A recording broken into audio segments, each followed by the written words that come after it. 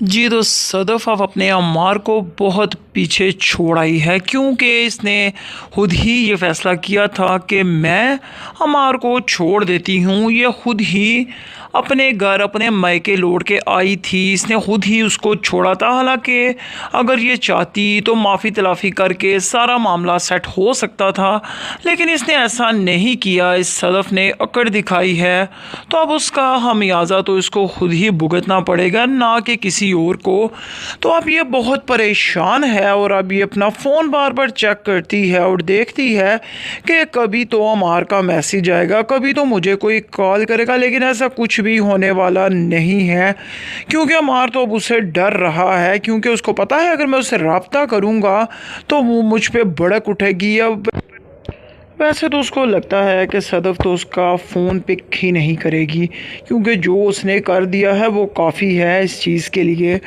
तो वहीं दूसरी तरफ वो उसको कहता है, अमार कहता है दानिया को कि अगर मैं तुमसे शादी कर तो लूँ, तुम्हारे साथ ज़िंदगी गुजार तो लूँ, और इस तरह से तो मेरी सदफ़ टूट जाएगी। यहाँ पे अब दानिया का गुस्सा बर्दाश्त से बाहर हो चुका है, तो वो उसको ज़ोर से धक्का मार के कहती है, तुम्हें तमीज़ नहीं है, तुम आखिर चाहते क्या हो साले कहीं के। इस तरह से उसको गाली गलौज करती है। इस पे अमार उसको कहता है, ये तुम किस लहजे में मुझसे बात कर रही हो, तुम्हें तमीज़ नाम की चीज़ ही नहीं है, किस कदर घटिया किस्म की लड़की हो तुम।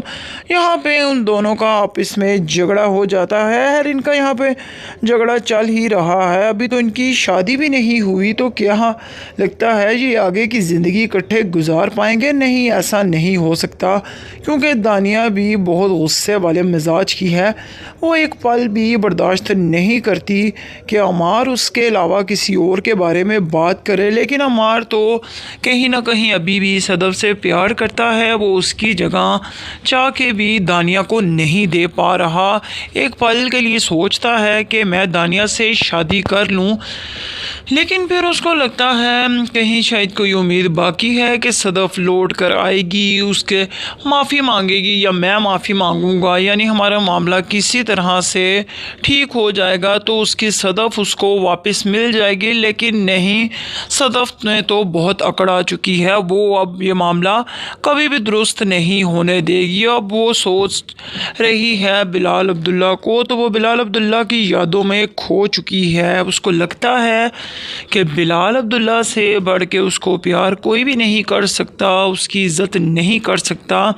लेकिन अभी तो फ़िलहाल वो अपने भाई ज़ावियार को बिलाल अब्दुल्ला के साथ अमेरिका भेजने की तैयारी कर रही थी, तो वो एयरपोर्ट उनको छोड़ आई है। यहाँ पे बिलाल अब्दुल्ला उससे पूछता है कि तुम्हारा हाल कैसा है, और वो कहती है मैं ठीक हूँ, मज़ीद अपने हालात को बेहतर करने की कोशिश करूँगी। इस पे बिलाल अब्दुल्ला थोड़ा हैरान भी होता है, लेकिन वो सिर्फ मुस्कुरा के वहाँ से चल देता है। और अब तो उसका सारे का सारा ध्यान सदफ़ की तरफ है, लेकिन वो यहाँ पे खुश भी है कि सदफ़ उसको खुश हंसती हुई नज़र आई है। लेकिन उसके दिल में अभी भी ये बात खटक रही है कि कुछ ना कुछ तो है ऐसा इसके साथ, मुझे उस बात को जानना चाहिए। और वो हमेशा से इस बात का ज़िक्र करेगा और उससे कहेगा कि क्या हाल है सदफ़ का, क्या सूरत हाल है उसकी, मुझे तो उसकी कुछ समझ नहीं आ रही। कभी वो हंसती है और कभी ऐसे लगता है कि जैसे वो अंदर से पूरी तरह से टूट चुकी है। क्या तुम मुझे बताओगी ये क्या मामला है? मैं उसके बारे में सोच सोच के परेशान हो रहा हूँ। इस पे हमशा बहुत दुखी हो जाती है। उसको लगता है बिलाल अब्दुल्ला।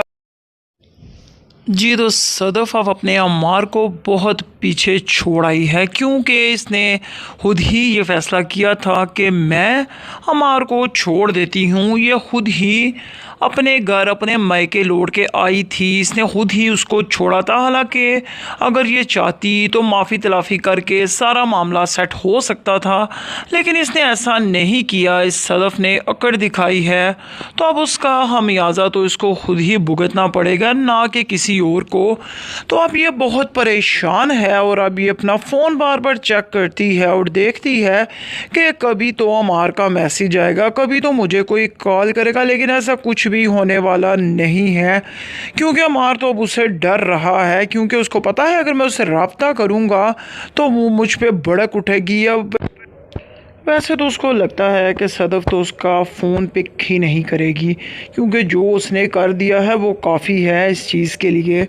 तो वहीं दूसरी तरफ वो उसको कहता है, अमार कहता है दानिया को कि अगर मैं तुमसे शादी कर तो लूँ, तुम्हारे साथ ज़िंदगी गुजार तो लूँ, और इस तरह से तो मेरी सदफ़ टूट जाएगी। यहाँ पे अब दानिया का गुस्सा बर्दाश्त से बाहर हो चुका है, तो वो उसको ज़ोर से धक्का मार के कहती है, तुम्हें तमीज़ नहीं है, तुम आखिर चाहते क्या हो साले कहीं के। इस तरह से उसको गाली गलौज करती है। इस पे अमार उसको कहता है, ये तुम किस लहजे में मुझसे बात कर रही हो, तुम्हें तमीज़ नाम की चीज़ ही नहीं है, किस कदर घटिया किस्म की लड़की हो तुम। यहाँ पे उन दोनों का आपस में झगड़ा हो जाता है। और इनका यहाँ पे झगड़ा चल ही रहा है, अभी तो इनकी शादी भी नहीं हुई, तो क्या लगता है ये आगे की ज़िंदगी इकट्ठे गुजार पाएंगे? नहीं, ऐसा नहीं हो सकता, क्योंकि दानिया भी बहुत गुस्से वाले मिजाज की है। वो एक पल भी बर्दाश्त नहीं करती कि अमार उसके अलावा किसी और के बारे में बात करे। लेकिन अमार तो कहीं ना कहीं अभी भी सदफ़ से प्यार करता है, वो उसकी जगह चाह के भी दानिया को नहीं दे पा रहा।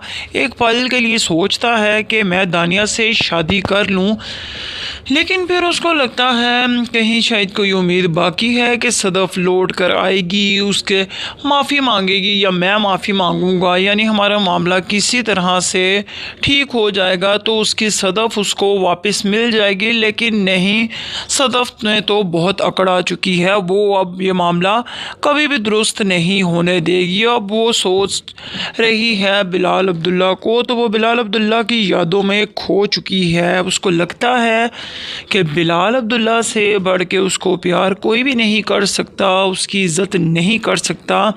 लेकिन अभी तो फ़िलहाल वो अपने भाई ज़ावियार को बिलाल अब्दुल्ला के साथ अमेरिका भेजने की तैयारी कर रही थी, तो वो एयरपोर्ट उनको छोड़ आई है। यहाँ पे बिलाल अब्दुल्ला उससे पूछता है कि तुम्हारा हाल कैसा है, और वो कहती है मैं ठीक हूँ और मज़ीद अपने हालात को बेहतर करने की कोशिश करूँगी।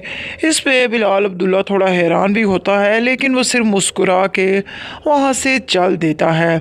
और अब तो उसका सारे का सारा ध्यान सदफ़ की तरफ है, लेकिन वो यहाँ पे खुश भी है कि सदफ़ उसको खुश हंसती हुई नज़र आई है। लेकिन उसके दिल में अभी भी ये बात खटक रही है कि कुछ ना कुछ तो है ऐसा इसके साथ, मुझे उस बात को जानना चाहिए। और वो हमेशा से इस बात का ज़िक्र करेगा और उससे कहेगा कि क्या हाल है सदफ़ का, क्या सूरत हाल है उसकी, मुझे तो उसकी कुछ समझ नहीं आ रही। कभी वो हंसती है और कभी ऐसे लगता है कि जैसे वो अंदर से पूरी तरह से टूट चुकी है। क्या तुम मुझे बताओगी ये क्या मामला है? मैं उसके बारे में सोच सोच के परेशान हो रहा हूँ।